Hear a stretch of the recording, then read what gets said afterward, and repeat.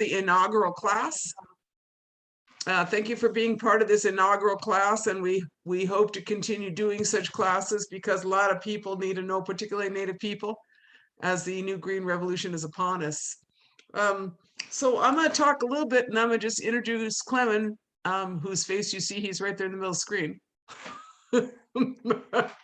He's the real guy on this, along with Ira, his partner in crime, and in regeneration. Sorry, I didn't mean to say it in crime. So in the world we live in, we need to figure out how to take care of Mother Earth. That's this opportunity we have, and hemp is a medicine, cannabis is a medicine, and it's a medicine for Mother Earth. That's what I've come to understand. As you know a little bit about my history, I've farmed corn, beans, squash, potatoes most of my life, traditional varieties, and I never farmed hemp. And then the last 6 years I farmed hemp because I realized, that John Trudell was right and Alex White Prune was right. This is the way, that is the way. Hello, beautiful child of Iris. And,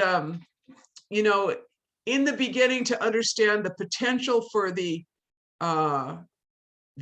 batteries and the hempcrete housing and the textile industry and the replacing of concrete and the food and the high value oil, the plant itself is a medicine.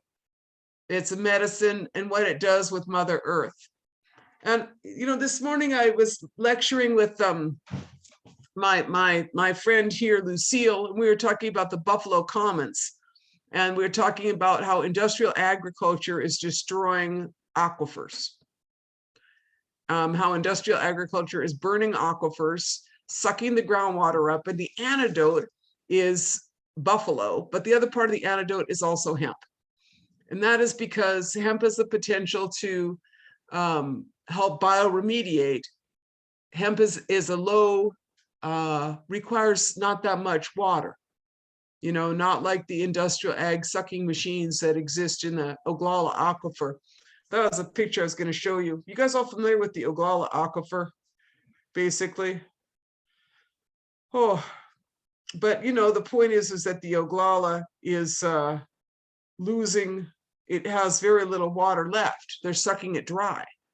And I don't know how we're going to get that well, except for to quit doing what we're doing now.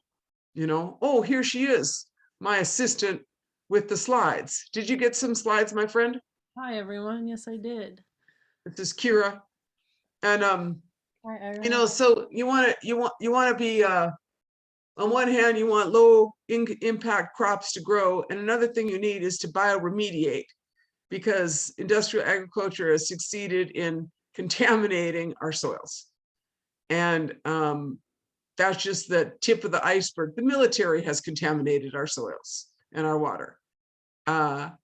Industry has contaminated our soils and water. Nuclear radiation has contaminated our soils and water. So the first thing you do is you quit doing the dumb things, right? I mean, we could all say we can keep fixing it, but the point is that you need to quit making the problem. But the second thing is that you need to start, figuring out the remedy to the problem. So Kira here has a few slides that kind of just show the scope. I'm going to run through those, and then I'm going to say that the people that are working on that are Clement and Ira, because someone needs to bring the seeds to someone needs to share this, make the seeds grow. And quick, do you have a few slides there, Kira? I'm just going to jump in and then jump off. All right, Kira is sharing. Oh my God. Tribal lands and Superfund sites. Look at that horrible situation here. Okay. Soil carbon map. Wait, she's trying to find her way to turn it into a slideshow. There you go. What we got here? It turns out that Indian communities are more likely to have Superfund sites. Yeah, the red shows the reservations. The darker dots are the Superfund sites, and that brown that's around them is a 50-mile buffer around them. So it's kind of showing the correlation between reservations, and then the yellow ones are all the reservations that are near Superfund sites that are outlined in that teal. It's a Right, little and bit. so 319 out of 542 reservations are within 50 miles of a Superfund site, usually downstream. So Indian people need to be particularly concerned about the opportunity for hemp to help heal up our land, right? Mhm. Kira, what else do we have? Do we have any other pictures to show them? Yeah, hold on. There's the first one I know is the Navajo reservation. We have a map here of the. Oops, sorry. Ooh, I went through all of them. These are the abandoned uranium mines around the Navajo Hopi reservations. Um, that shows that proximity, and I know that hits close to home for some of our classmates. And then you had another picture there too about industrial ag, right? Mm-hmm. And then oops, that's our. This is us. This is our project that we're working on. That's my enemy there with that that water, that's irrigation system. But in our community, that's our village, Pine Point School. That's where my granddaughter goes to school. And the land across from it, you can see RDO off it. That's where we want to this year begin. We purchased that land this January. I scraped together every bit of credit we had as an organization to buy this land so that I wouldn't have to spend the next 20 years fighting these guys who were overspraying my village and dumping pesticides. And I tell you, I was at a tribal meeting and people cried when they heard that we bought that. It was kind of like getting rid of. Right, exactly. They were just like, you are delivering us from the evil, but someone has to take care of that land. So this is one of the projects that Clement's going to help us with this year, is figuring out how to bring that life back to that land and make the crazy things go away that they put in it. So very close to me, this issue, right? Do we have any more pictures? Right. I included this last one. I did some research because I'm from kind of Appalachia region, um, at the top, the northernmost point near Pittsburgh, and there's a lot of mountain clear, like chopping off the Mountaintop tops of the removal. Appalachian Mountains Yeah. to do coal. So they've been doing experiments and pilots on bioremediation in Kentucky. Right. So, there are so many bad decisions that have been made, and hemp cannot solve all of them, but it can be part. It can be part. And part of the work on fiber hemp is that fiber hemp is specifically a way that you can work to heal up your land. So that's just kind of an overview I wanted to give. And then without further ado, I really just wanted to pass this to Clement and to Ira, who are the ones who are doing it. And thank you all very much for your attention here in this time. Miigwech. Oh, Clement, do I need to say your credentials? Oh, I could do that. Thank you. Very, very big credentials. Let's see if I can share my screen.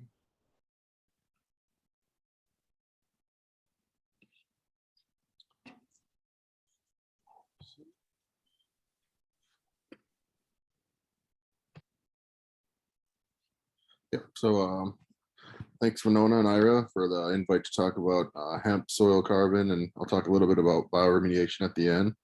I'm a PhD candidate in the Department of Plant Microbial Biology at the University of Minnesota, and I study cannabis genomics and genetics. So a little bit about my hemp story. I got a master's in plant breeding and molecular genetics at the University of Minnesota, where I studied common cool season turf grasses like June grass and Kentucky bluegrass and various fescue species. In my master's, I met my PhD advisor, George Weiblin. I invited him to come speak about cannabis genetics at a horticulture club meeting. And we kind of kicked it off, and eventually he invited me to pursue a PhD with him, studying cannabis molecular genetics and genomics. Some of the projects I've worked on were a hemp grain variety trial.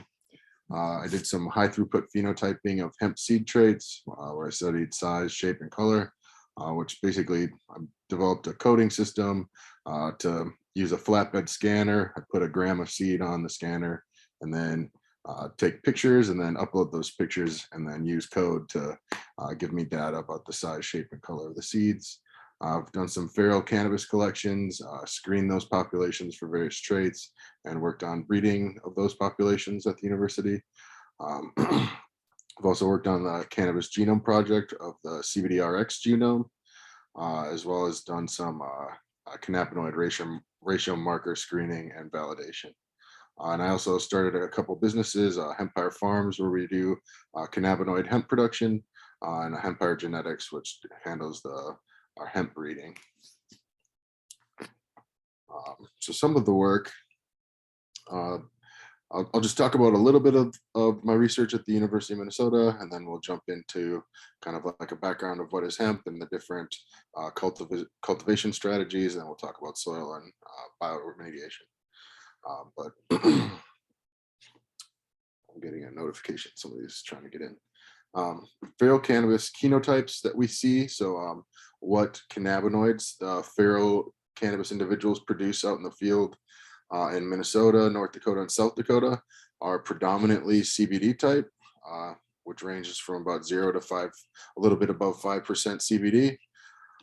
We do find drug type individuals or THC type, but the THC levels are pretty low and usually about at most about 1.5%. And we do find some individuals that produce an intermediate amount of THC to CBD.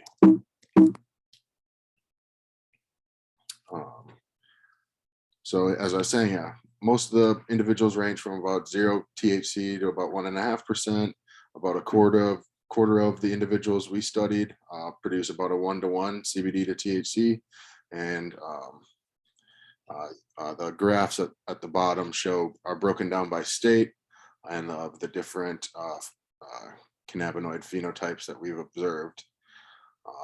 But for most of them, for THC, most of them do not produce very much, if any, THC.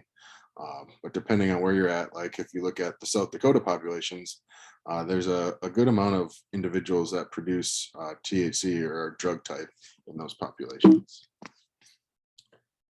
And then when you look, and this is kind of like a map that we had made up of the different collection sites we had collected at in Minnesota, North Dakota, and South Dakota.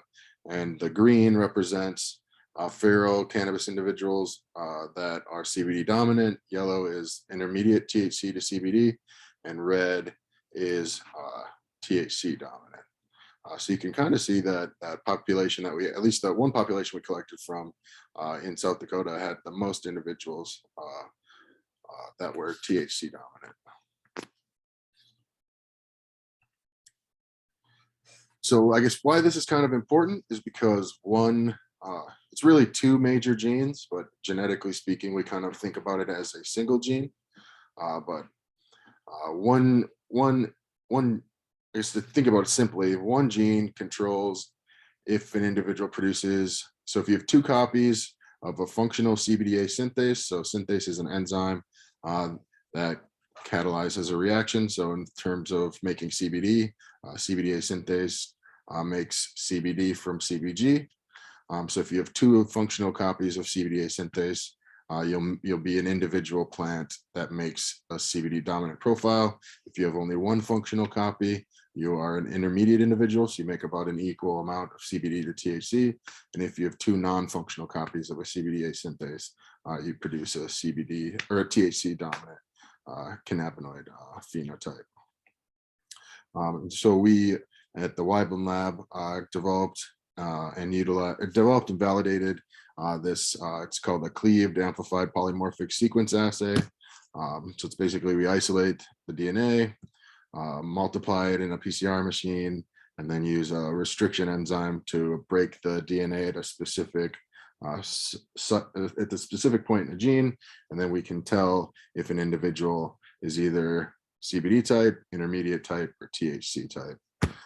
So not only did we collect phenotypic data from the individuals in the field, but we also got genotypic data. So we have the phenotype and genotype of all these individuals that we collected in the feral populations. And this screening is really important.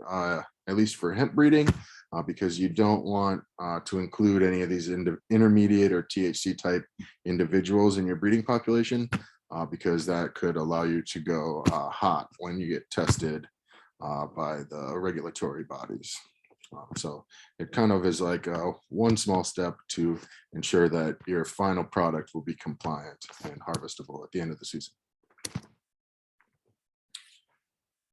So some results of that feral cannabis screening work is that this the test works about 99.2% of the time. It sometimes has trouble with individuals that have really, really low cannabinoids, both cannabinoids. So there's probably something rare and unusual going on there. The cannabinoids that we saw range, like total cannabinoids, so every single cannabinoid that the plant makes. So cannabis plants can make over 100 different cannabinoids, but all of the cannabinoids that we measured added up between about 0.15% to a little bit over 9%. Intermediate and drug type individuals were present in all populations, or intermediate individuals were present in all populations, and drug type individuals were present in some populations. So one big question that kind of got raised from this work is, where does this THC type genetics come from? Was it from impure cultivated fiber hemp from the World War II effort, or is it because of gene flow from more recent drug cultivars into feral populations? And some work that I had done that I presented at the botany conference was the University of Minnesota Bell Museum has a herbarium collection, and they have a significant collection of cannabis herbarium specimens. So we genotyped 166 of these different individuals from these herbarium sheets using our CAPS assay. And the CAPS assay was able to work on all of the herbarium specimens, and the oldest specimen is 145 years old. So that was from 1876. And we found the presence of a THC allele, or the ability to produce THC, as far back as 1878. So some of the original, I guess some of the cannabis that was here over about 150 years ago had the ability to produce THC. And then we continue to find this drug allele, prior to and during the World War II fiber hemp production effort. But the breakdown was predominantly most of the individual specimens were hemp type. So 79% of the specimens would have produced CBD dominant cannabinoid profile. 17% produce an intermediate CBD to THC profile, and about 4% produce a drug type profile. And the image on the right is what these herbarium specimens look like. So an herbarium specimen is kind of like a way to see what a species looks like over time and in a specific location. So there'll be a collector, they'll note their name, they'll note where they collected the specimen, what the environment of that specimen was like when they collected it. And they collected oftentimes, for cannabis, it was often collected during flowering because that's when it's most pretty. But there are some specimens that are not in flower, but these are they're kind of like plant pressings to like preserve the plant at that point in time and give some information about its environment that it grew in. Some of the other work that we had done at the U is a grain variety trial. So we looked at 12 different commonly grown grain varieties at 5 locations around the state. And White Earth was one of the locations up in Callaway that we had done the trial at. We found that X59, CRS1, and Canma were the top performing varieties for grain yield in terms of pounds of grain per acre. We also eventually did a double cropping study in Rosemount. So the design of that study was to basically try to understand what the yield of hemp would be if you planted it into pennycress stubble versus like a conventionally tilled field. So what would happen for pennycress, it's like I guess they'd call it a plant that you plant in the fall. It survives the winter, and then they harvest it in the early summer. So it's like a ground cover. It's often pressed for its seed oil.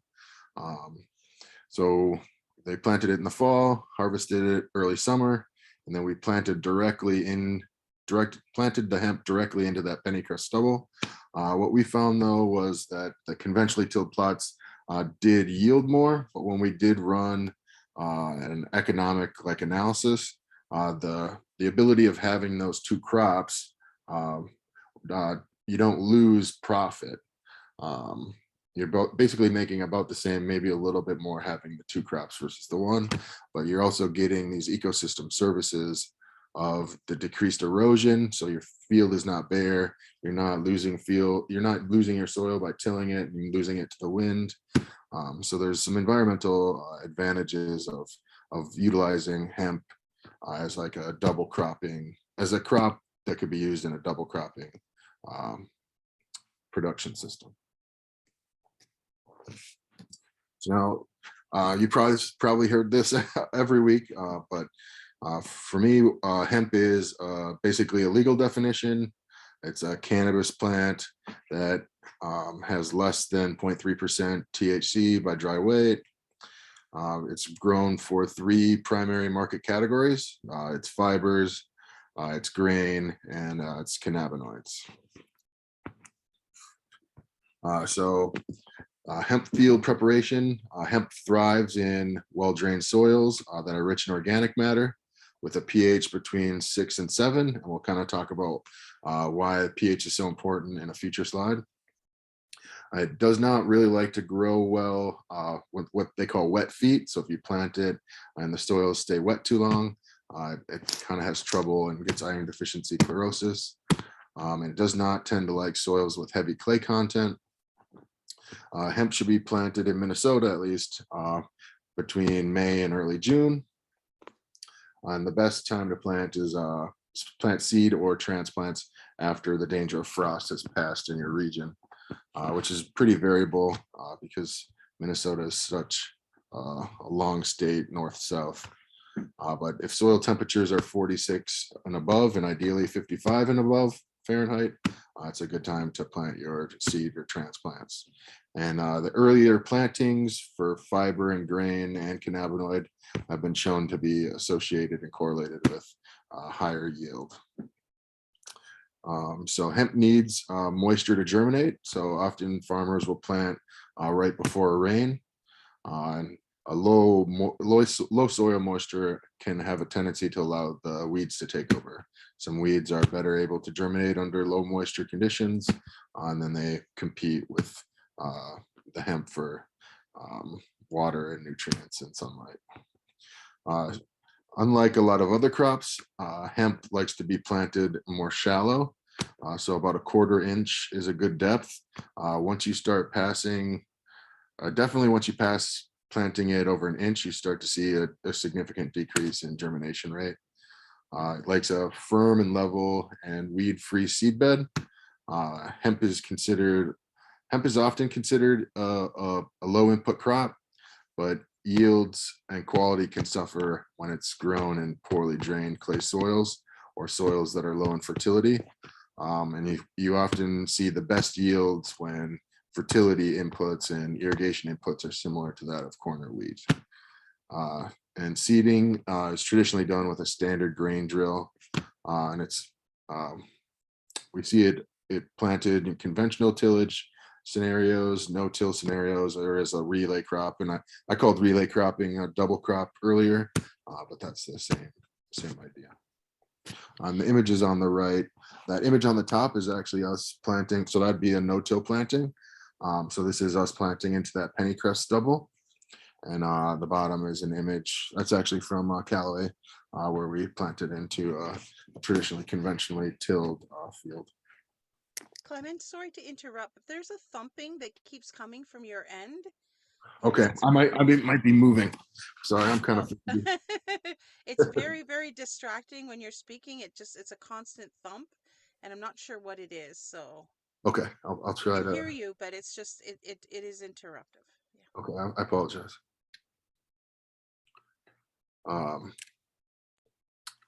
So now I'll talk about like the different agricultural practices between the different market types, fiber, grain, and cannabinoid.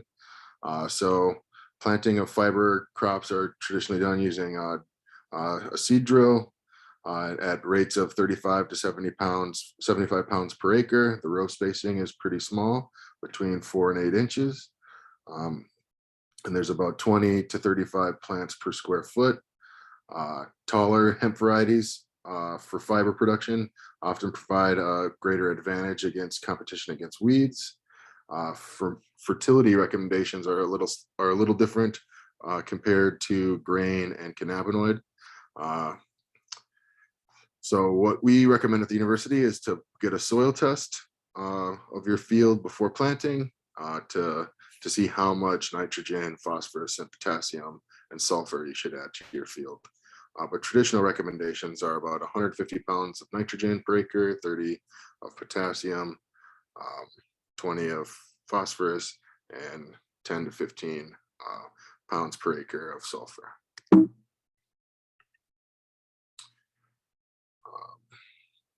So hemp for fiber is harvested when plants are in early flower and early seed set, and when the lower leaves of the female plants begin to turn yellow, and about less than 20% of the male plants have entered flowering. Hemp is traditionally harvested using a sickle mower. So it just comes, cuts there's an image of it at the top right. So there's a sickle mower bar behind that tractor, and it's coming and cutting it a little bit above the ground, and it just drops it in what they call windrows. So it's just kind of like a pile. And then those you can either ret it in the field or not ret it. It kind of depends on what you're going to use what the end product of the fiber is going to be used for. One of the companies that we sold some of the Sisseton Wahpeton Oyate fiber to, Basscore, they actually didn't want it retted. They thought that the quality of the fiber that we got them because we did a little trial of retting some of the fiber and not retting some of it the first year, and they liked the non-retted. I guess it created a lighter colored and stronger fiber that they liked. So I think it depends on the end product if you're going to use that process of retting. But retting is basically kind of leaving the crop in the field with the rains and letting decomposition break up the bonds between those two different fiber types. Because within the hemp stalk, there are two main fiber types: the bast fiber, which is kind of like thought of as the bark, the outer fiber of the hemp stalk. Those are the long fibers used for yarns and fabrics. And then there's the woody inner fibers that are shorter fibers called the hurd. It's often used for industrial uses and animal bedding. I've seen it like ground up and used for collecting oil spills. And the common fiber yields are about 15 to 22% of the dry weight. So if each one of those bales is about 1,000 pounds, there's like 150 to 220 pounds of fiber within each one of those bales. Those windrows, so the piles of the downed hemp stalks, are often kind of treated like you would when farmers farm for hay. So they'll flip them once or twice to get them to dry down because they want to get baled at a lower moisture content, and that decreases. Oh, we got somebody trying to get it. That decreases the ability of the bales to rot. I've seen them baled in round and square bales. I think it's really kind of what system you have is what people tend to go with. Sisseton Wahpeton had a round baler, and the picture at the bottom there is us kind of putting the round bales on the trailers, so they were going off to Basscore to get sold. So that's kind of how we baled them up. Another thing that's kind of becoming more popular is using a forge chopper, but the problem with that people often have is moving it and drying it.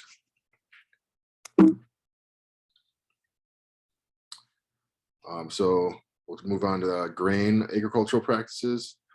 So a difference here is that the plants are going to be spaced at less density to encourage the plants to to branch more. So the population density per square foot is less. It's up at about 10 to 15 plants per square foot.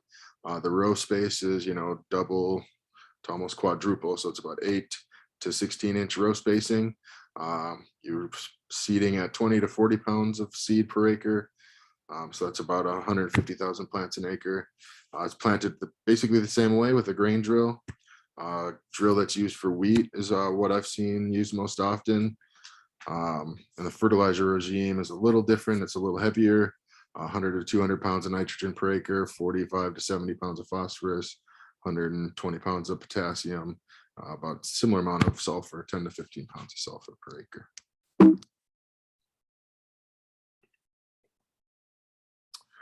When it's harvested is when the seeds begin to shatter. Plants are still green, and that's about what they call 70% seeds ripe, or I kind of like to call it hard seed, because you can go up to a hemp flower and kind of squish the flower, and when you can tell when the seeds are mature is when they don't give, they're hard. And the seed moisture should be about 22 to 30% at that point in time. Sometimes farmers will have to modify their combines because they can have problems with the fiber in the stalks wrapping. And we've heard of a couple people having fires in their combines from the stock material binding and getting hot and burning. If harvest is delayed, you can get yield losses due to shattering. So shattering really hasn't been bred out of hemp 100%. So if you go out to a farrow field or a wild field of hemp, about the end of I guess we'll call it September, October, you'll notice that most of the seeds have fallen out of the flowers. And we call that shattering. And hemp really hasn't been bred against, it's been bred a little bit against shattering, but it hasn't completely lost that trait. So you'll see yield decreases due to shattering. Birds will often come in the fields. I've got some cool pictures from our St. Paul plots where it's just clouds of birds. We would walk up on the field plot and scare all the birds out. I'd snapped a couple pictures of just the birds just eating all the grain out of the fields. And then it can also decrease the grain quality the longer it sits in the field. Once the grain is harvested, though, it needs to basically immediately start to get dried down. If it doesn't get dried down quickly, you can get an increase of fungal growth, and then it would not be able to be sold into the human market or human food market. Usually drying is done at about 140 degrees Fahrenheit with a continuous flow dryer, but the grain itself shouldn't exceed about 100 degrees. And the grain needs to get dried down from that 22 to 30% seed moisture to about 7 to 10%. And here's we'll transition over to cannabinoid agricultural practices now. So this one is even less plants per square feet. So cannabinoids traditionally produced for hemp are CBD, CBDV, and CBG. I know there's some work currently to develop some CBC cultivars, but currently on the market, what you can get seed for are CBD, CBDV, and CBG cultivars.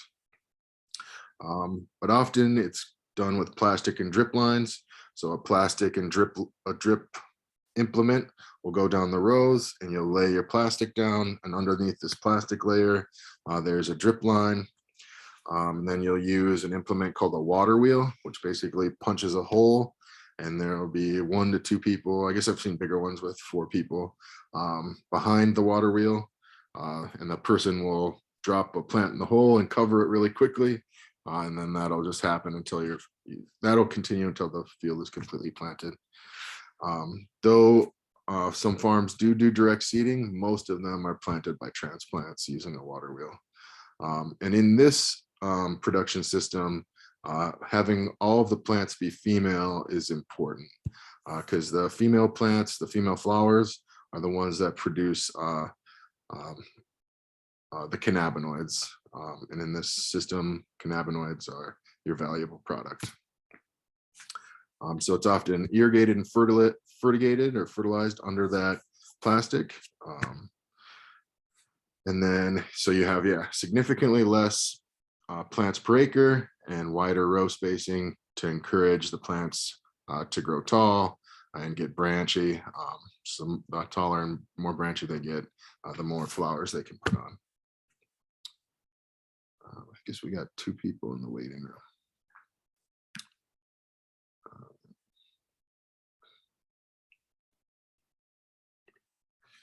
And then hemp is often planted on like a 2 to 6 foot grid.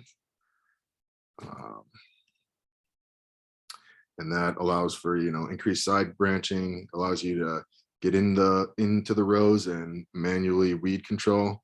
I guess, so this is a picture of our Hempire Farms plot. And what we do for weed control is we just take a riding lawnmower and ride in between the rows. And then behind the riding lawnmower, a person will use a weed whipper to get along the edge of the plastic. And also allows that increased space allows you to more easily harvest the cannabinoid hemp. So this is kind of what our harvest process looked like. We waited for about 75% of the trichomes to mature. The plants are cut at the base. We cut them, kind of piled them up, and then used, I guess I'd call it a hay wagon, to bring them to the barn where they're hung upside down. And then we had a bunch of fans in the barn to increase circulation and ventilation in there. So drying and curing is important in cannabinoid hemp harvest. If you dry and cure too fast or under the wrong temperature and humidity environmental conditions, you can either increase your mold growth or decrease your terpene content of your flowers. If you're drying too hot, the terpenes are volatile compounds, so they will just volatilize away into the atmosphere, and then they will not be withheld in that trichome. If you're drying down and it's too humid, you can increase your mold susceptibility. So we have plants are often checked on pretty often. I wrote 3 to 7 days, but oh, okay, yeah. Basically, it takes about 3 to 7 days to dry thoroughly. But yeah, we monitored the plants basically every day and move things around if necessary. And then after the flowers are dried, they're removed from those stalks in a process I've often heard called shucking. So you're kind of like pulling the flowers off the stalks, and that can be done by hand, or you can make different implements, or you can actually buy, they call them buckers, or machines that you put a stalk through a hole, and then there's 2 spinning wheels, and it shoots the stalk out one side, and then the flowers drop in a bucket in the front. And so now we'll start talking more about, I guess, soil and fertility and bioremediation. So nutrients are, incredibly important for healthy plants. Plants get some of their nutrients, or non-mineral nutrients, are absorbed from the air. So those are oxygen, carbon, and hydrogen. And major and minor nutrients are absorbed from the soil. So the major nutrients being nitrogen, potassium, phosphorus, calcium, magnesium, and sulfur. And some of the minor minerals are iron, boron, chlorine, manganese, zinc, copper, molybdenum, nickel. Yeah. And then there are other trace minerals that can be important, but are only needed in extremely small amounts. So parts per million and parts per billion. So we talked about why hemp likes pH of between 6 and 7 a little earlier in the talk. So if you look at this image here and you look at between 6 and 7, that range is kind of the range where most of these minerals are most available to the plants themselves. So once you start getting below a pH below 6, so as the soil becomes more acidic, the availability of a lot of these minerals starts to decrease to the plant. And, as you start getting above 8 or so, more basic soil or alkaline soil, that same trend occurs. The nutrients start to become less available to the plants. And that's not the case for all of these minerals, but that sweet spot seems to be about a 6 to 7. One kind of cool thing about the cannabis plant is that since it's been grown, I guess clandestinely so long, there are some good resources out there that show that people came up with drawings of what different nutrient deficiencies and abundances look like. So it's pretty easy to Google this image. And if you're out in the field and you're seeing, oh, I've got some yellowing leaves, but the tips are kind of orange or burnt looking, that might be a zinc deficiency. And you might need to think about either applying some zinc this year or next year. So that could be some clues when you're in your production field. So we'll talk about carbon sequestration. So we all know that the carbon that we're emitting as humans is rising every single year. Soils have the ability to sequester some of that carbon with proper management. So this soil can be used as a sink of which to store some of this carbon that we're producing. So carbon sequestration is basically the removal of CO2 from the atmosphere and storing it into the soil. And it's mediated by plants through photosynthesis. So the plants are taking it from the air, putting it in its root system, and that gets bound up in the soil. So conservation tillage and no-till are better systems for sequestering more carbon. So no-till or conservation tillage system requires fewer tillage passes per year, which means that more of these residues remain on the soil surface, and it doesn't disrupt these soil aggregates or the microorganisms that live in the soil. Particularly mycorrhizae can be pretty impacted by tillage.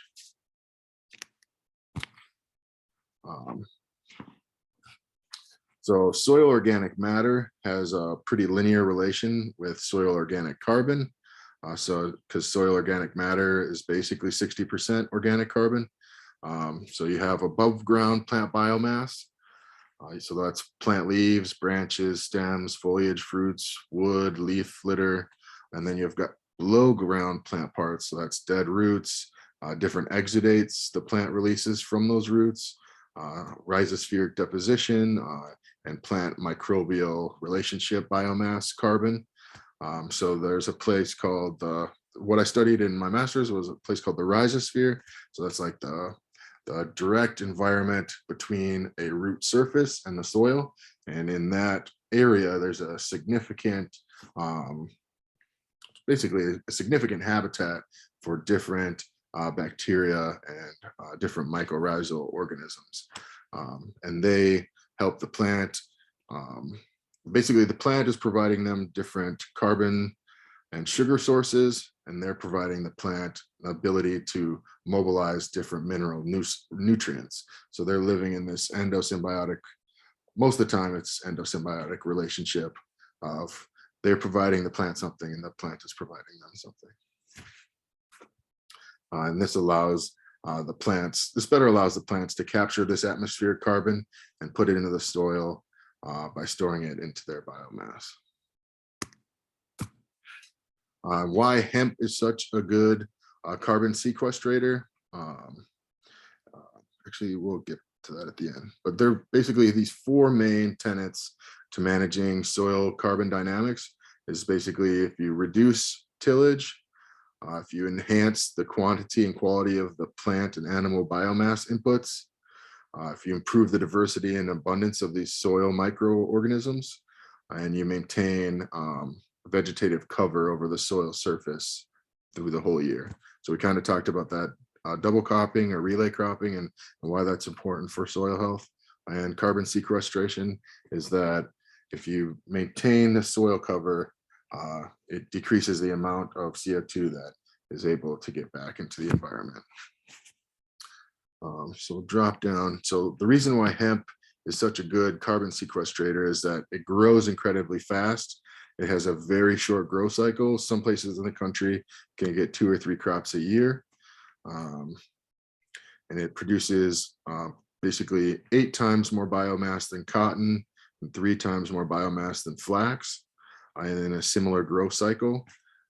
So there's about 8 to 12 tons of carbon can be stored in 1 hectare of hemp. And then, in the dry matter, this carbon is mainly stored in the stem of hemp. And what is really important here and what makes hemp such a good crop is a lot of these a lot of the end use of stem products are like hempcrete, and that could end up in a house, and a house's life is 100+ years. So that carbon can be tied up somewhere for a significant period of time. Or if you compare it to a crop like corn or soybean, it's tying up some of that carbon into those fruit or the seeds, really. But those seeds are getting fed to people or getting fed to animals, and that carbon is then going to be released in a much shorter lifespan. So that's why hemp is kind of a model organism for carbon sequestration for many for at least for a crop species. So now we're going to transition to what is phytoremediation. So phytoremediation is basically a plant-based approach to extract pollutants or lower the bioavailability of pollutants in soils. It's an economical approach to remediation. It will prevent erosion and leaching, as well as reduce the risk of the spread of these pollutants. So various plant species have been able to take up fertilizers, pesticides, heavy metals, and often the current methods to remediate soil is literally to burn the soil, to excavate it and put it into landfill, to wash it, and to do other really kind of costly ways to manage these pollutants.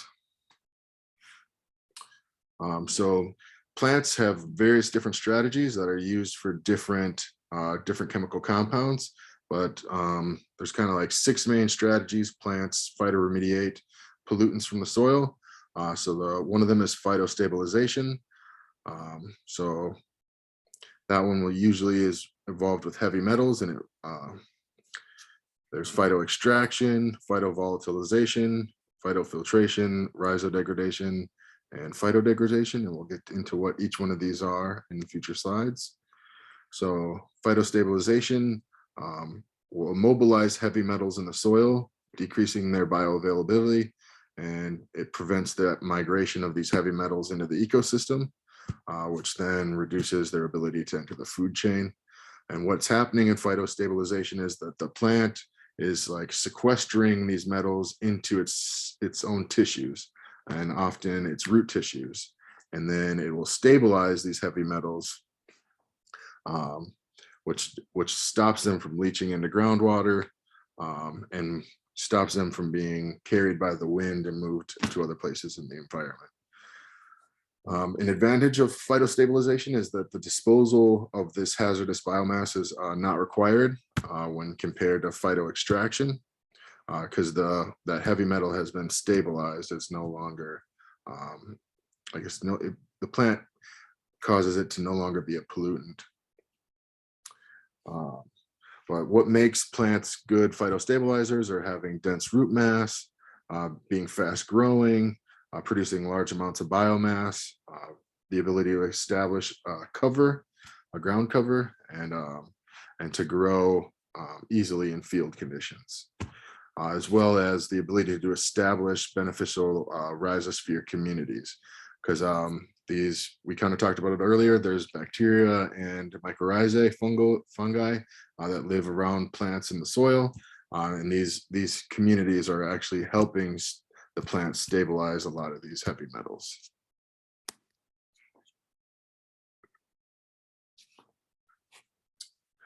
So phytovolatilization is another strategy plants use. It's definitely not as good for the environment as phytostabilization, but what is basically occurring is that the plants will often turn these toxins into less toxic forms, but they can also just move the toxin from the soil into the air. So it's often good at removing some organic pollutants and some heavy metals. One of the advantages is that the heavy metals are removed from the site and dispersed as gaseous compounds, but since the adage of solution to pollution is dilution really isn't true, if you just dilute the pollutants from the soil and put them in the air, that's not really that beneficial. You're just moving them. So yeah, it's kind of one of its benefits is kind of its disadvantage is that it's not really removing the pollutants, it's just moving them in the environment. So it's transferring them from the soil to the atmosphere, and then you're contaminating that ambient air around the plants, which with wind would likely get to most people. And then they could just get redeposited by rains and snows and other precipitation events. Another way that plants are bioremediating soils is through phytoextraction. So it's like when a plant will take up contaminants from the soil. So it's basically removing it from the soil and putting it into its plant parts. So I guess a benefit of that is it's removing it from the soil, but a downstream effect of phytoextraction is now what do you do with this plant part? And I think I'll talk about that in a future slide. But what's often happening is the plants will move these metals into their plant, the above ground plant tissues. Those will get harvested and then will have to get dealt with in the future. But what makes hemp kind of a really versatile crop for phytoremediation is it utilizes many of these different strategies for phytoremediation. It does phytoextraction, it does rhizofiltration, phytovolatilization, and phytodegradation. And the reasons why hemp is also not only a good carbon sequestrator, but also a good phytoremediator is that its growth cycle is so quick. It also produces really powerful allelopathic chemicals into its root system, into the soil that speeds soil remediation. And some recent research from the past year is it has the ability to phytoextract different forms of uranium, as well as phytostabilize uranium. And so that's what me and Ira have been talking about and working on is different strategies that he can utilize to use hemp to decrease some of the uranium in his environment.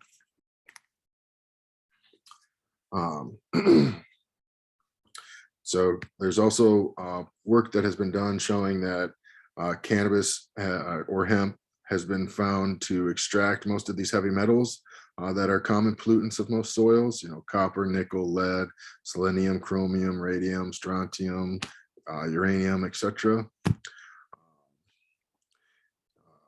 These contaminant accumulation is kind of highly selective on what heavy metal or what pollutant it is upon what plant part it goes to.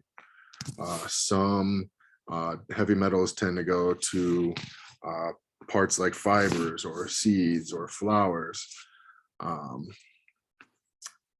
So it's not kind of like a one size fits all kind of approach.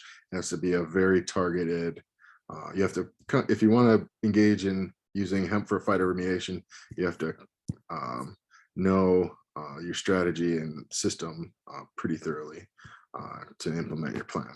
But one benefit of fiber production is that heavy metal contamination doesn't seem to build up in the fibers.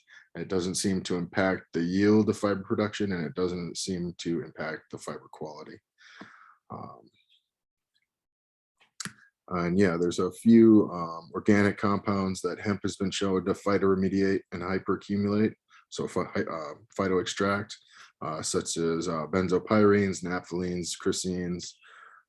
It's also very capable of absorbing atrazine, from atrazine and remediating it from the soil. What it will actually phytostabilize atrazine into diethylatrazine and a couple other atrazine compounds, DIA and DDA. So what they're finding is that it doesn't get it all out of the soil from one grow system. So oftentimes using hemp in a phytoremediation situation will take multiple years, maybe even longer, but it will reduce concentrations of atrazine from the soil year after year. So we kind of talked about phytoextraction, and that's removing these contaminants from the soil and bringing them into plant parts. And then it's like, now we've got these contaminants in our plant parts, where do we put them? So there's different disposals and uses of these contaminated plant parts. So kind of back in the day, the idea was just to burn it. And we all know that that's probably not the best answer. But now there's better research. Then they've been turning a lot of this contaminated waste into biochar and bio oils and energy fuels, different gases, hydrogen gas. So using a lot of more modern technologies, we can turn some of these contaminated plant biomass into usable products that are no longer bad for the environment. So yeah, that'll wrap up my talk, and I'll be open to any questions.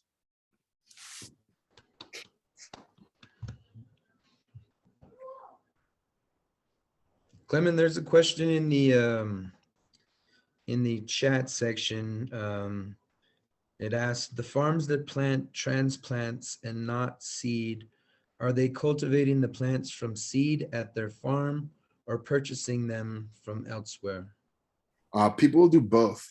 Yeah, I guess that's what I've seen. I've seen people do both strategies. We personally, back when Minnesota allowed us to do like, I guess, home cultivation, so like 2 years ago, I would just cultivate all the plants in my basement and then we'd plant them out at the farm, and now we have to do it in the barn at the farm in little grow tents. But yeah, so we would, since my background is in breeding, I bred my own varieties, multiplied my own seed, and then made our own transplants. Then we transplanted them in the field. But I also know farmers that, yeah, they would just, some hemp farmers just grow transplants and sell transplants. So you can buy transplants to plant, or you could buy seed, start the seed, and transplant them yourself. I guess it's just the design of your farm. What do you have the abilities to do?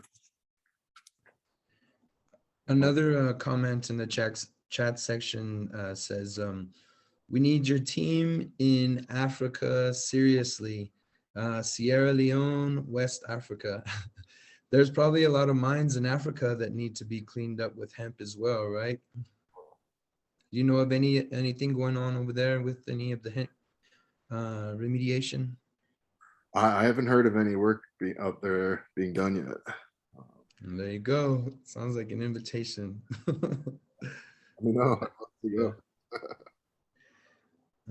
I don't see any other questions on the chat. I don't know if anybody wanted to ask any questions on here. I see a question. I'm interested in observing the microbes in the soil. What microscope do you use, and do you like it? So I didn't really use somebody's trying to get in again.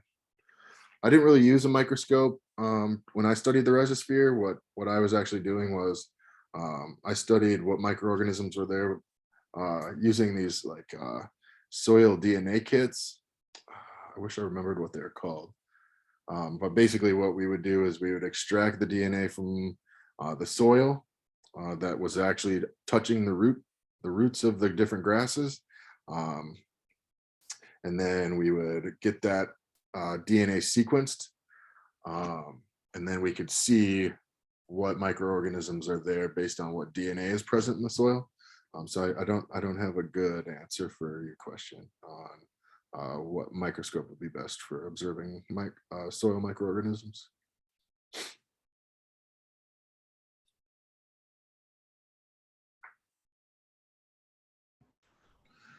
So going further into the discussion of phytoremediation, Clement is a huge resource for our team because of what you guys just saw.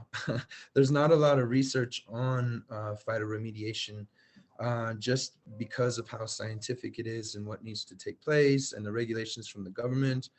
I was always one, when I met Clement, I made a presentation about phytoremediation because I was just doing it in my backyard. If you saw Kira's map, all of the red dots for the Superfund sites on the Navajo Nation are around my house. And those places that we are at, all of the wells are contaminated. We only have one that is left in our community. And Winona was right at the beginning when she said that most of the Superfund sites surround native nations or reservations. And ours was self-proclaimed the uranium capital of the world. And there's been a lot of stock reduction because of it. There's been a lot of land loss because of it. Some taken by force, stating, people would come with Geiger counters and start to show it on the rocks that the houses were built out of, the wood that the sheds were built out of, and it would read very high on the Geiger counters, and they would tell the people that the houses were contaminated, they needed to come down, and these are places where people live. So the after effects of what was taking place was pretty devastating, and the EPA has given millions and gazillions of dollars to these companies who actually created the mess to remediate the area. And we're just all sitting there looking at it in disbelief in how they remediate the soil around the area. And up until last week, probably up until an hour ago, there are still 500 abandoned, more than 500 abandoned uranium mines on the Navajo Nation. And that's just uranium. Then you've got coal, you've got oil, you've got all of the minerals you can think of here in the Southwest and the Four Corners region. So one day after talking with these guys, actually seeing a lot of what they've done, I took a bunch of seed and I did what we do, like guerrilla farming. So I just went out and started planting it in the arroyos where the water was at. I was planting these feral type of seeds into nature. And it's pretty amazing. The hemp fiber, the ones that was growing out there, they only grow about 4 feet, but they grow really, really fast. And the amazing thing was when we took them out of the ground, there was a large root. So the root system had gone really, really far down into the ground, almost to be as tall as the plant was above the ground. Where we are in the Southwest and Northwest New Mexico, the soil was very, it's not wet at all. It's very arid climate. And the plant just grew like a weed. And the way I was growing it in bunches, kind of like a waffle technique. And they grew, that's how us and the Hopi do dry farming. So the only difference was that we weren't putting the transplants in, and we weren't putting the seed in on about like a quarter of an inch. We were putting it a lot deeper. And the idea of going deeper was really about no water. We didn't have any water. It was just putting it in washes. And in my mind, I was thinking the plant was going to be a buffer zone. So here would be the uranium mine, and then here's the little arroyo where the water is falling in from the runoffs from the mesas and whatnot. And I was just like, well, it could be in a little buffer zone, because I know they used to do that with different trees and other plants. Sunflowers, for example, are good with that as well. But I just would plant them and then I would leave them, and it wasn't 3 or 4 days, it would be like 3 or 4 weeks, and I come back and the plants were growing. So I was like, then I met Clement at the conference and I was like, I got to get scientific with this. I've got to figure out exactly what's coming out and what's happening, and what kind of stuff is going to come out of it. And it turns out that hemp, the specific fiber of the hemp that we're growing does do a fast job of growing fast. You can get 2 or 3 cycles here in New Mexico. They grow in about 2.5, 3 months. We do harvest, or I have harvested on our own over here, and use Winona's hemp together to create and use the fiber and come out with a final product. So I was scared that our rug weavings, our saddle blankets, our yarn, and everything we were creating out of hemp was going to be contaminated, and there was some way that it was going to be passed on. So it was really important that you find someone, if you are going to get into this, like Clement or the University of Minnesota, to really test and figure it out. Because going back to the seed, the hemp plant's pretty amazing because you can play with the feral seeds and then maybe combine them or use them to create an entirely new genotype. And that's what I talked about with Clement in the hot tub at the Indigenous Hemp Conference. And it was just, we were just going at it. We're like, well, what if this happened? And what if we married these two? And what if we could neutralize? So what we're trying to work on right now is a seed type and a genotype that accumulates the toxins, and accumulates the toxins from the root system as well as from the leaf system on the top and the stalks, that eventually stabilizes. And the stabilization and neutralization of those toxins is really what we want. It's been really counterproductive in the past to use like the burn, like really mass burning everything just to release it back into the air. They started to do that at the beginning with biochar, and it was like, well, why don't you just, if you really want to remediate it and it is absorbing stuff, you could just leave it on the ground and let it decompose that way. We do the same thing, creating that biomass, especially out here on the reservation where it's so dry. So we wanted to create more plants and natural plants in the area. So we always did no-till, never tilling anything.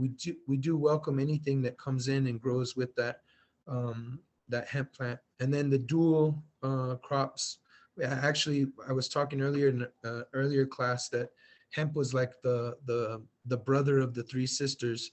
It was kind of that we planted it with the corn and the beans and the squash as well too, and just let it grow in there. We don't use any tractors or anything to harvest it, so we were doing everything by hand. So that was another worry I was having.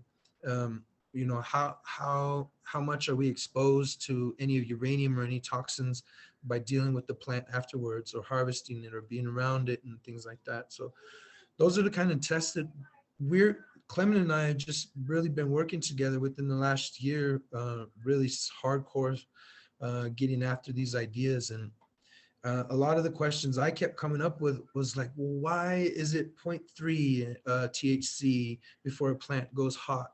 What if there's a chemical reaction when it gets to 0.8 or 1.7 that takes care of that neutralization side that we're talking about? So we're kind of limited here on the Navajo Nation about doing open tests and actually studies and actually growing on these Superfund sites just because of the criminalization of hemp on the Navajo Nation. So we're still really, really careful about all of those things. But what's really limiting us, it's the regulations from people that have questionable motives, I think. So a lot of this stuff that we're doing on our own and in private, as you know, people who care about the earth, because that's one of the main process or um, aspects of the new green revolution from Winona and the whole philosophy. We're at NOCO at the Hemp conference in Denver, and you've got all of these suit and tie guys and these great idea guys talking about, oh, I'm making whiskey, and oh, I'm doing hemp wood and all this kind of stuff. And a lot of what's happening is the processing and the process of creating those things are also not good for the environment, and could be considered just as bad. An example is a biochar facility that I saw in Longmont. It was like 10,000 acres of this huge thing that's burning and doing a lot of crazy stuff that is going to leave a huge carbon footprint. So I think when we talk about being able to find something, and if it does mean manipulating genotypes and using feral genes to combine with something new to create a very little footprint on how we are able to maybe still use the contaminate after the plant absorbs and stabilizes stuff, that we're able to use it. One big breakthrough that he mentioned was in those fiber plants, very little of the toxins being absorbed from the plants, from the ground, and from the air go into those bass fibers that we would use for the spinning of the yarns and the textiles that we're doing down here. So that was a huge weight off my shoulder, just that right away. It's like, okay, let's just keep using it. Let's keep going. Let's keep researching. And that was a huge breakthrough. The absorbing of uranium, because right now what they've done is exactly what Clement was saying. They're using a lot of the money to excavate and then relocate and then pay somebody to store it there. And we're like, why would we pay for our waste to go be stored by the Pima and the Apache in Arizona to contaminate their communities? So it's kind of a crazy situation what's going on, that they've allowed it to get this far. But we want to do it right. We've just had a huge breakthrough. I got a council delegate to sponsor a legislation to be brought back in to decriminalize hemp on the Navajo Nation, mainly because of the phytoremediation capabilities and the cleaning up of the uranium mines. Does anybody need to take a pee break? Or does anybody do we usually take breaks in the class? It's like 2 hours long, and this is a lot of information and a lot of good information. No, we're hardcore. We just go, but We just go straight through. if Okay. anybody wants to. Is this making sense to everybody? Is this good Yeah, information? absolutely. This is awesome. Okay, good. Then we'll keep going. I'm going to show you, let me see if I can share somehow. I have application, no. Is Kira still on there? I'm still here. Can you put up that picture of the red dots on the Winona slide? Yeah, absolutely.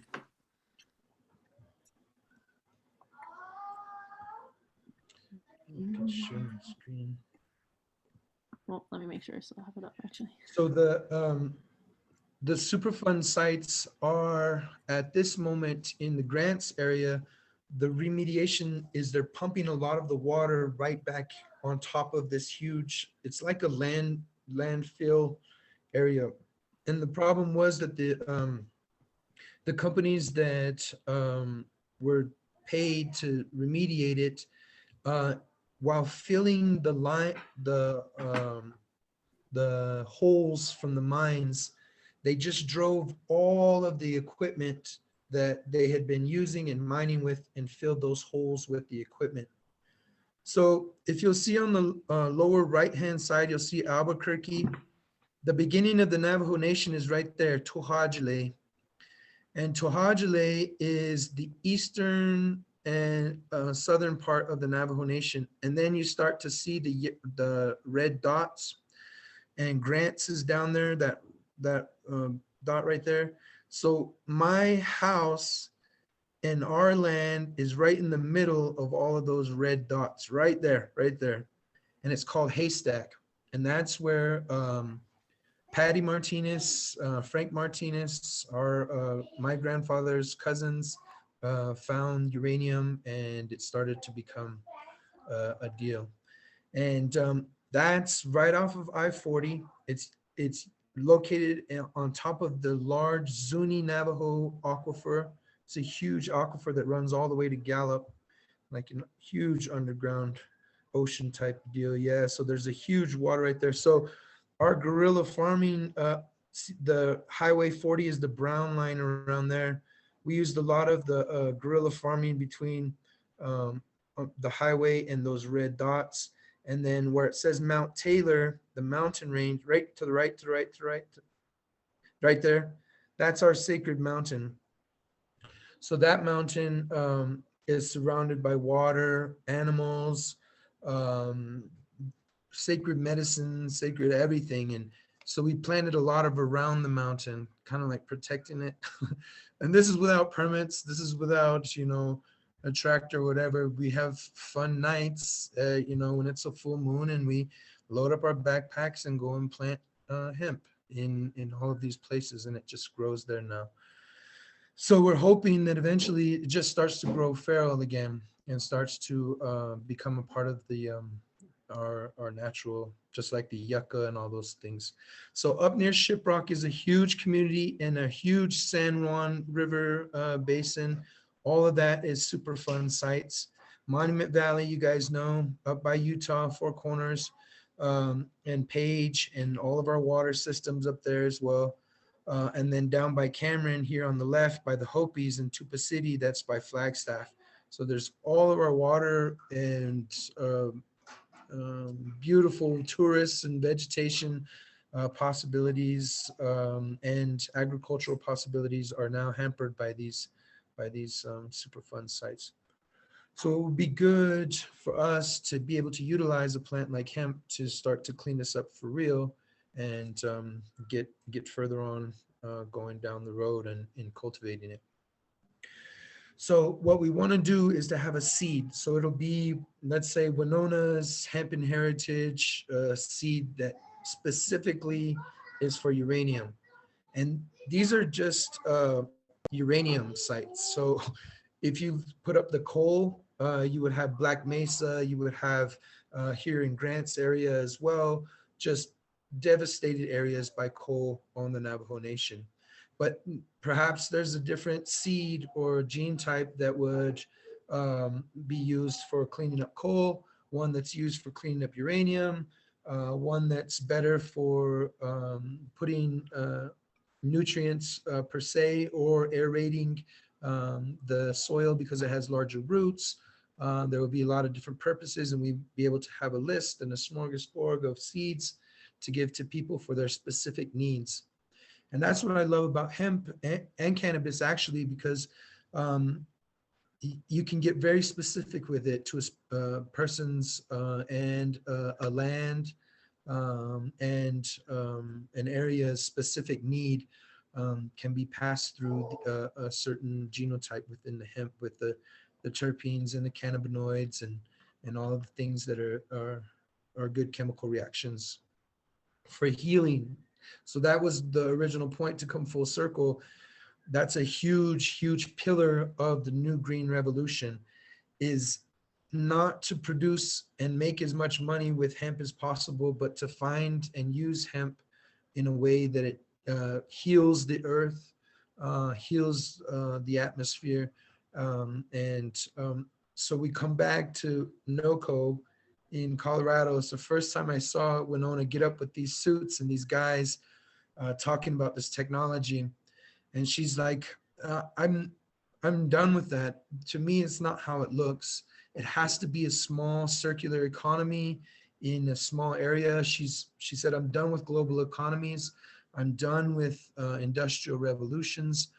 The new green revolution is about healing and taking care of the earth as well. So that's a huge pillar, I think, of also the inherent indigenous way of how we used to grow things and how we used to use the plants to neutralize and stabilize some of the chemicals that are in naturally in earth, you know. So any questions up to then? Anybody excited about guerrilla gardening? Isn't that cool, just to go and hey, go to the park and plant some seeds somewhere, even if they're like sunflowers or whatever, you know, just going and putting them into, so they're not invasive. That's the other thing I was worried about too. Like, what if it becomes an invasive species? What if it's feral that and it spreads and something happens and it's too much hemp when we're out there guerrilla farming? So that was a worry, and I wanted to get figured out too with Clement is, you know, how is it going to spread? How is it going to affect the natural, I guess, balance of here in the Southwest too? So that's a huge question. Clement, do you want to chime in on any of that? Yeah, I'll chime in on the. So from what we see up in the Midwest, is that let's say you do guerrilla garden some feral hemp.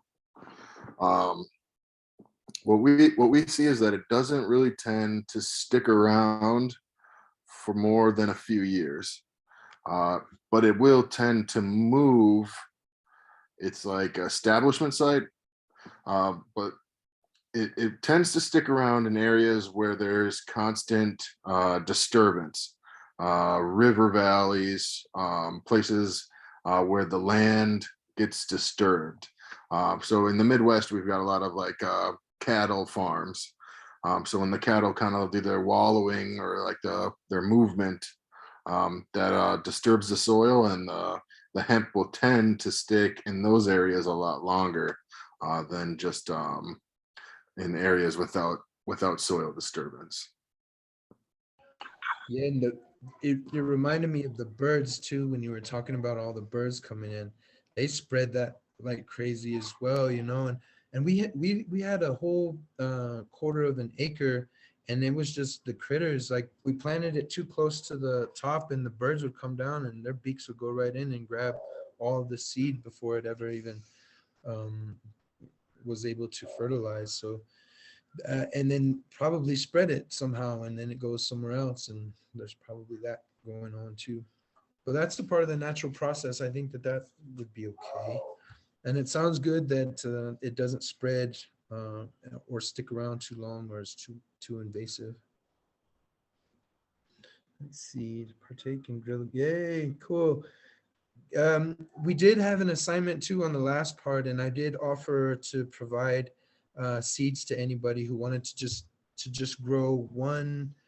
Don't you think, Clement, that's the best part to get into this whole business, is to just grow one, you know, like just put one seed in there and get that plant going and really see how it is and how it grows and what it takes to grow it.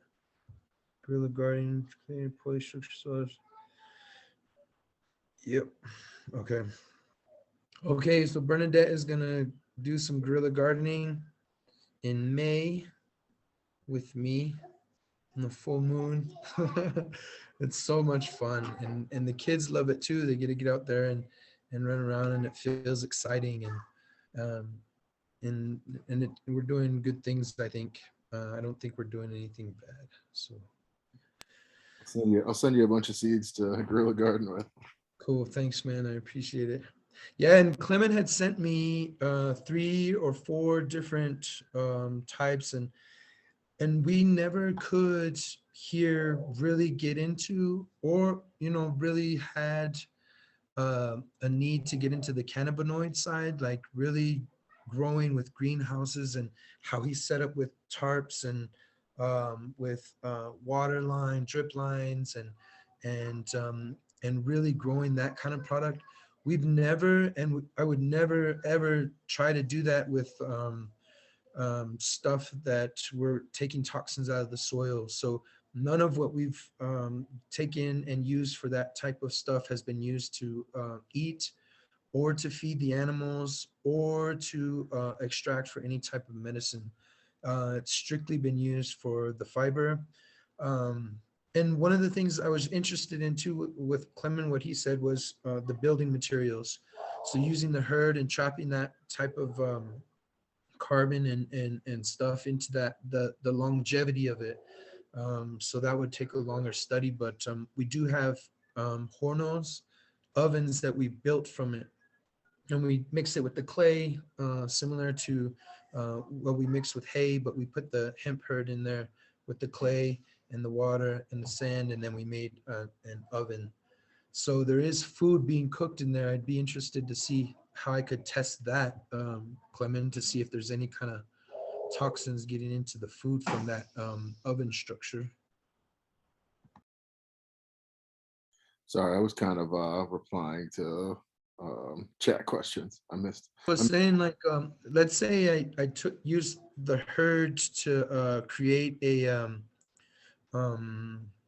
oven, a horno, that's round and enclosed, and built fires in there, and then using that structure over and over again. If there was any kind of the toxins would be released back into, like, say if I put a pizza in there and we're cooking a pizza or bread in the oven, if the toxins would come in from there. That's what I would be interested in testing. That's all I was just talking about. Yeah, I'd be down to try to figure that out. But from my understanding, yeah, like as we were talking about earlier, the fibers don't hold so much of the contaminants. So my guess would be that it would be really low or not. We wouldn't observe it, but we'd probably want to know before mass producing it for everybody's consumption. Too late, man. I'm already glowing from my uranium pizzas. Let's see. Cannabis appropriate in addressing epilepsy. So are any cannabinoids appropriate in addressing epilepsy? Most of the predominant ones that I've seen are THC and CBD. That Epidiolex is a drug that is FDA approved. That's based on CBD. Is basically just a CBD extract, and those drugs are for seizure diseases. So yeah, I would say a CBD tincture if they're not looking to get intoxicated, or a CBD THC mix would probably be a good place to start trying to use cannabinoids to address some of the symptoms of epilepsy. Kira has a great suggestion. We're going to make guerrilla gardening starter kits as a party favor for the new Green Revolution class. That's great, man. That's really, really, really, really great. It'll be your equivalent to a certificate or a diploma. You can do some guerrilla gardening. Totally. Yep. Everyone can you can either message me privately in chat, or you can email me after class. I'll put my email in the chat with an address. You email me with an address if you want one. Cool. Thank you, Kira. Let's see. We've got about 30 minutes left. I have a video I wanted to show, and how do I do that? I'm gonna figure that out. Clement, do you want to answer any more of these questions? I'm gonna figure this out really quick. Sure. I'll scroll through the chat thing. I see that we said, how can we access seeds in Africa from your team? I assume we could just send you something in the mail and hope it gets through customs. I've got a bunch of extra seed that I've worked on that I probably won't keep using.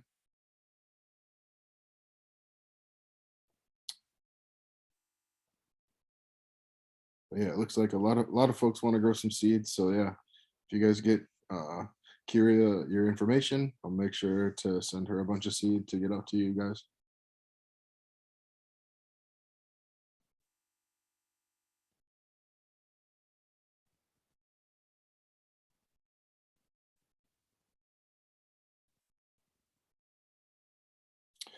Heather asks how hemp does in excessive sunlight. So hemp actually does really well in excessive sunlight. One problem though with hemp is that they call it a daylight sensitive crop. So you could think of hemp or cannabis as its growth patterns are triggered by light cycle. So most cannabis plants, when the light is longer than 16 hours a day, it is going to, I guess it's probably more 14 hours a day. When the daylight length is longer than 14 hours a day, hemp or cannabis is in what they call the vegetative condition or the vegetative growth pattern. And that means it's growing more shoot material. So it's growing upward, it's branching. And then when the days start to become shorter, when it gets more near 12 hours of daylight, it starts to enter what we call flowering production. So that transition from longer days to shorter days triggers cannabis to start making flowers. So excessive sunlight requires pretty specific. If you're growing for fiber, excessive sunlight is not a problem. If you're growing for grain production or cannabinoid production, excessive sunlight will cause you to have to choose your genotype or your cultivar very specifically. There has been work, I can't remember the colloquial term for it, but in the science we call it day neutrality. So in plants that show that have day neutral genes, it doesn't matter the amount of sunlight the plant gets to trigger that flowering period. It'll grow vegetatively for so long and then transition itself into flowering. So you'd want to grow varieties that are very, very early flowering or have day neutral genes. One variety that I know of that's often grown, at least for its grain production, that has those traits is a plant called Finola, and that was grown in Finland, in a place that also has very long days, I guess before it gets too cold. So they had to figure out how to breed a variety that will finish in their I guess their light cycle and climate. So I would say that for long days, if you're growing for cannabinoid or grain, you'd have to cultivar select very carefully.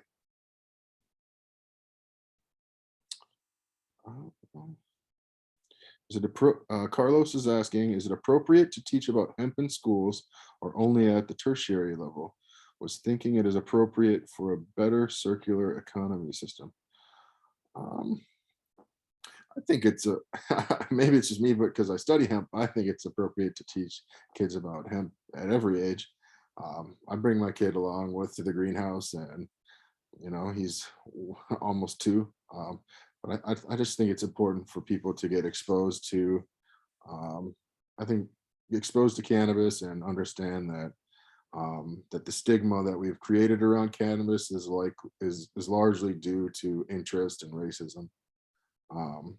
So I think that if we destigmatize it and teach kids about it earlier, I think that'll be strong in changing the cultural outlook upon it, and use it as a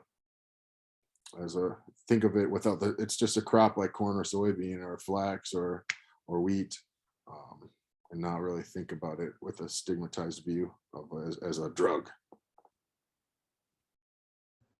I grow my children up with actually my 2 youngest have a 5-year-old and a 3-year-old.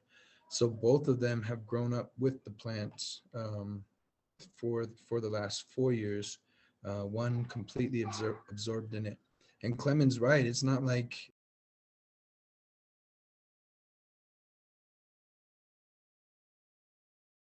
Hey, Ira, you're muted.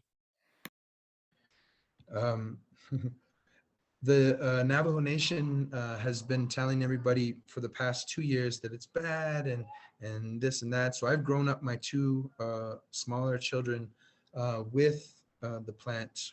One's 5 and one's 3. And Clement's right. Like, we fought really hard just to normalize it. So much so that we grew it with our other sacred plants.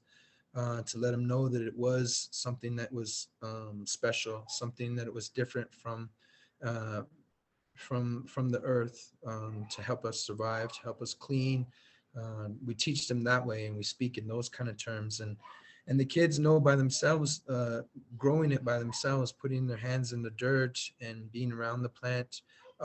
We build spiral gardens with it as well, with the corn in the field, so that the kids run around, they're playing hide and seek, and they're laughing and they're playing within the plants, and they grow up with it like they would their dog or their horse or their sheep or things like that. And that to me, Carlos, is a form of teaching. I don't necessarily get into the pH levels and all that stuff with them yet, but if they can absorb the energy, if it makes sense, from the plants, and learn the process of how the plant comes into fruition. Now at 3 years old, and this is really important about the hemp industry right now, and cottage industries and circular industries, it's important to the success of in the future of hemp is that you have an end product. So my daughter, who's 3, she's weaving, and my son, who's 5, he helps make the tools out of the wood and the loom, things like that. Absorbing those and learning those and seeing the end product of it, it becomes something completely different. The end product is not, their father sitting on the couch smoking marijuana, neglecting everything, and society going to hell. That's what they're telling, and that's the propaganda that's been behind this. And I think we all know that that's not the reason, or what happens, that it is really propaganda. And it was put on, and the war on drugs has lost. The cannabis won, and hemp is winning, and I hope that they continue to win. And if you do it naturally with the kids, I think that's the best way. You just do it from the beginning, and and then later on, I thought what Clement is teaching right now, our 6th grade and 7th grade and 8th grade people should be getting that information, because it'll take that long till they get to the point where they're putting it into practice to really understand what it even is. So I wish that I could talk like Clement and talk scientifically about it, because it really does make it more sense. It makes everything make more sense, and it also opens up my mind to ideas of how to not manipulate, but how to utilize it in a better way. I remember my dad teaching about it when I was very small. Yeah, see? Yes. Do we observe International Hemp Cannabis Day? Tomorrow? 420, do you mean, Carlos? Is that everybody's international? Because our hemp and cannabis day is every day. Just like Mother's Day. Our Mother's Day is every day, that kind of stuff. Yes, yeah. The reason why I'm saying it, because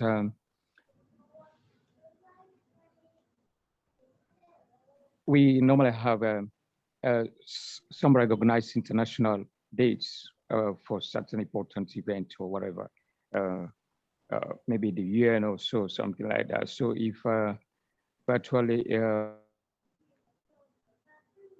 we have it, or it's not really recognized at UN level, something like that, because I think it's very important for us to think about it now. If it's not observed for the UN level, for us to be represented there and ensure that this is recognized and it is really observed, and because it's very important, and in terms of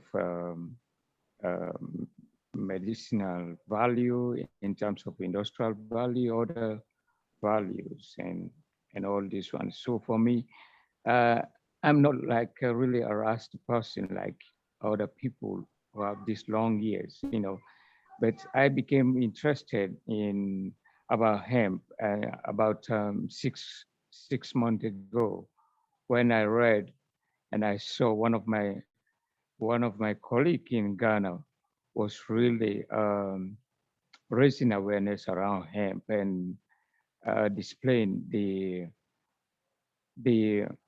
health important aspect of it, and also the other important areas. And I start to look at it the way how African leaders are criminalizing this entire plant, which myself also I was part of it, from the religious perspective, from the traditional perspective. And later I start to realize that no, this is selfishness, and because this plant is natural, is plant just like any other plant. So why is it, is it because of lack of awareness? So it has a lot to do for us and for me. I'm really strong and I'm really passionate about this. And I really want to learn a lot about it to ensure that I, I and my colleagues in Africa can champion it and ensure that it's helped to rebrand Africa economy. Thank you.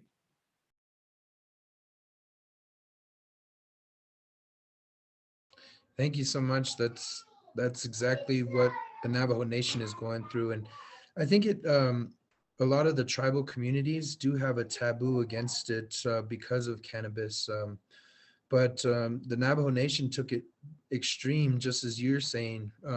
They had a real Nazi reaction to this guy who was growing cannabis under the guise of growing hemp, and they burned all the plants, and they criminalized hemp and cannabis, and anybody who would manufacture it, grow it, cultivate the seeds, or any process involved with it would have their property seized, and would be charged with a really, really, really, really stern crime. So I believe Africa is doing the same thing, and I don't know if there's an underlying thing because of where we are, the rich minerals, the uranium, the oil, the coal.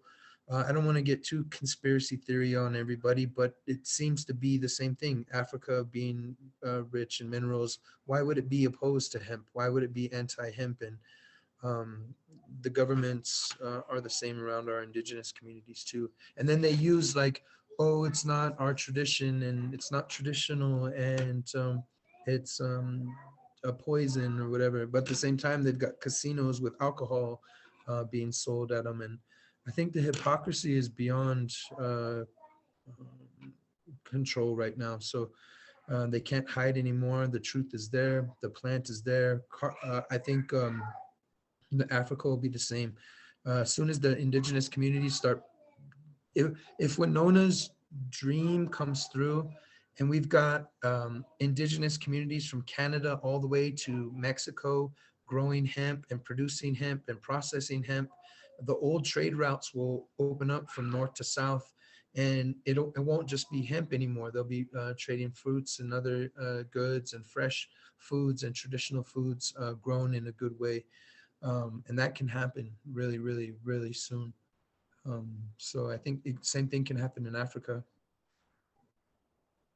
I would love to go to Africa. I just keep thinking about it. I'm like, I saw that movie Blood Diamond the other day with Leonardo DiCaprio, and I was like, oh man, look at this beautiful, beautiful, beautiful country and these people fighting each other. And it reminds me of our tribal communities with the Navajo Nation, and they've got us fighting over with the Hopi and supposedly fighting with the Hopi, supposedly fighting with whoever. And just, it seems like hemp is going to fix all of that kind of stuff. Era, Hey, Narima. Yeah, how are you? Great to see you again. yeah, you too. How are you? I am good. Is there anyone in this group who knows about writing proclamations? Because I'm looking to see part of the Green Revolution here in Washington. One, I'm looking to see how I can engage at the mayor level because hemp is legal over here. So I wanted to see if I can propose something in a way of proclamation from food sovereignty to acknowledging hemp as good for the environment as part of the Green New Deal as well, including that. So I was just curious if anybody in this group knows about proclamation. And two, speaking about global and the stuff that we are doing here. I've had a few encounters where I see a lot of people. I brought in someone who is promoting hemp in a big way, and I kind of introduced him to my African team. And he went out there, and just what I'm just trying to say that I really like the way Winona is approaching this hemp, and you all are approaching this hemp plant, because what other people are doing out there is the whole industrialized hemp, and really it's going to cause more problems than it's going to bring solutions. So one, I just want to applaud you with that, and two, if we can get this kind of information in a way that you guys are teaching it to places like Africa, it's going to be beneficial. So thank you all for what you're doing. And yeah. Thank you, Narima. Narima's Yeah. got some really cool initiatives of And I really support I'm working with her to ensure that, I mean, through IC, the GSPP, to ensure that we promote hemp in Africa. And this will be really a U-turn for us. So therefore, we really need a very strong team from your side and anywhere to ensure that we have it right and ensure we have the rightful foundation and the infrastructure to make it happen.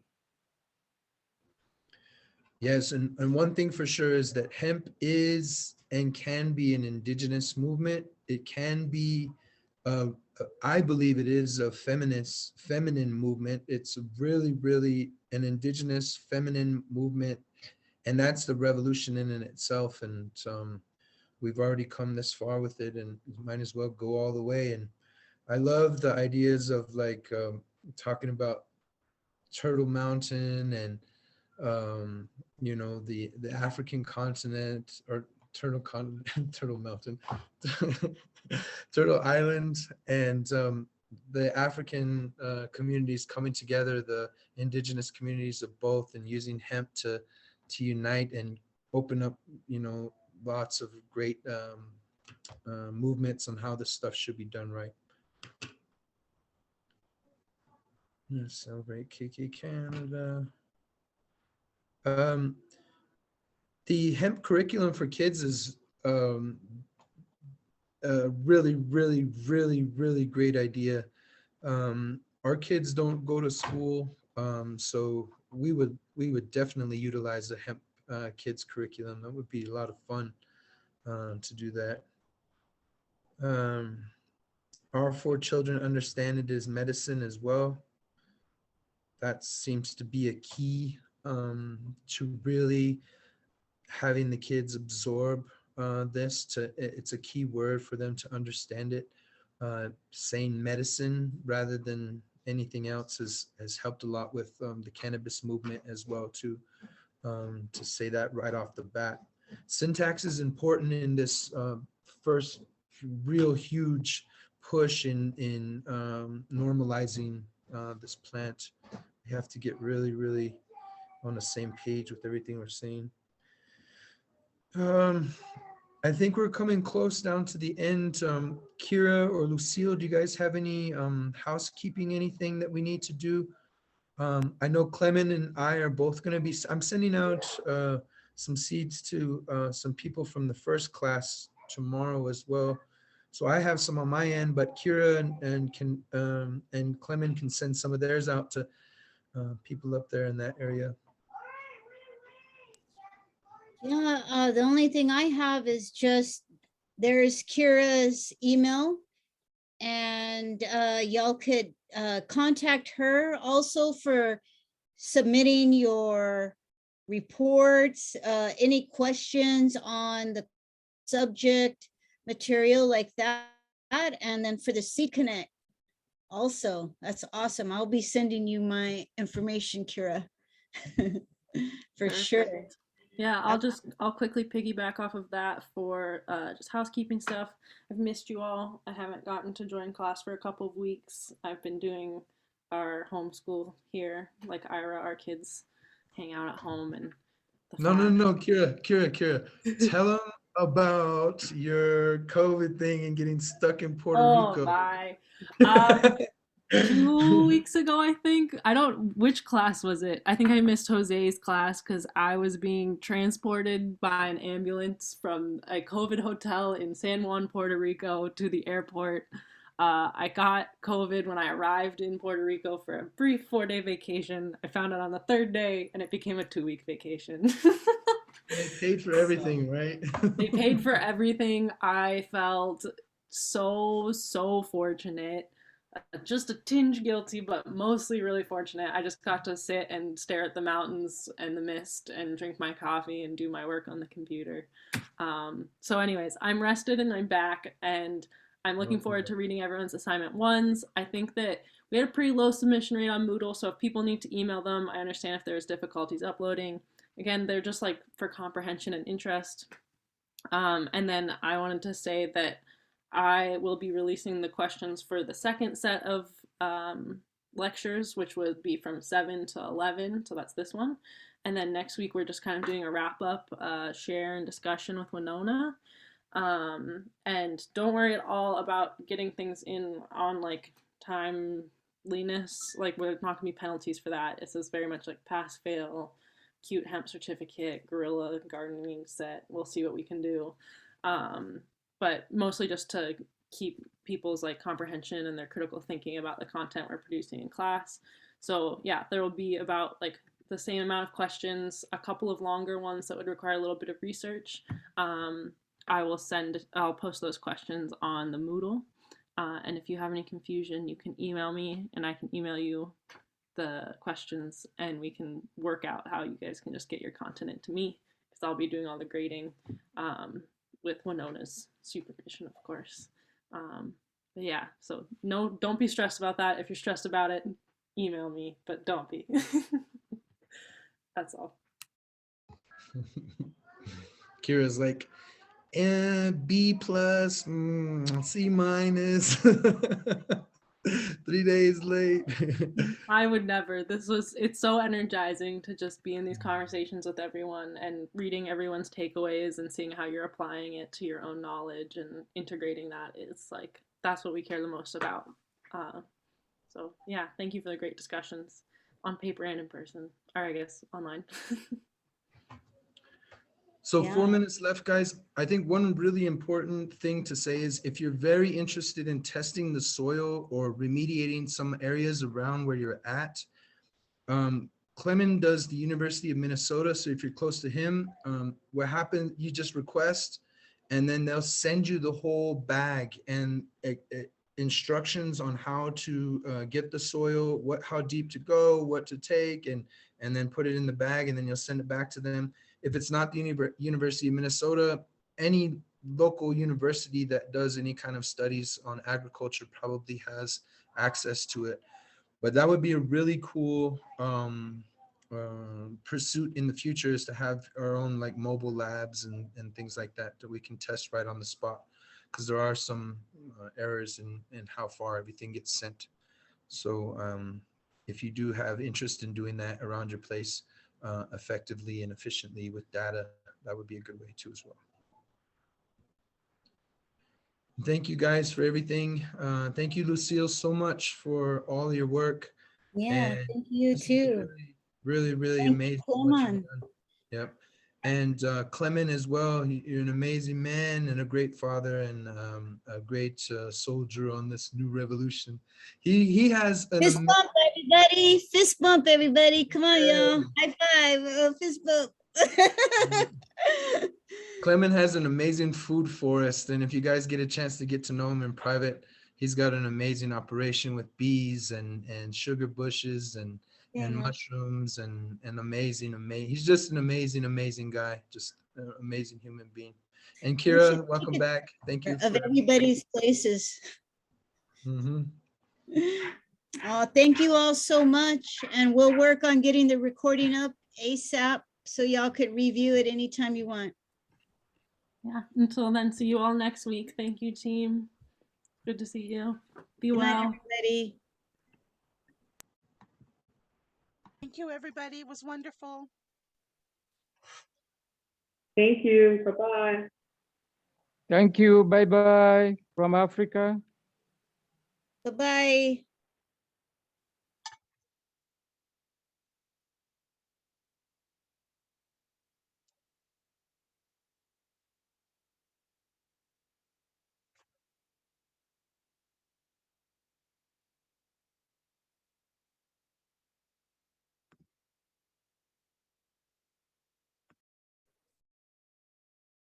What?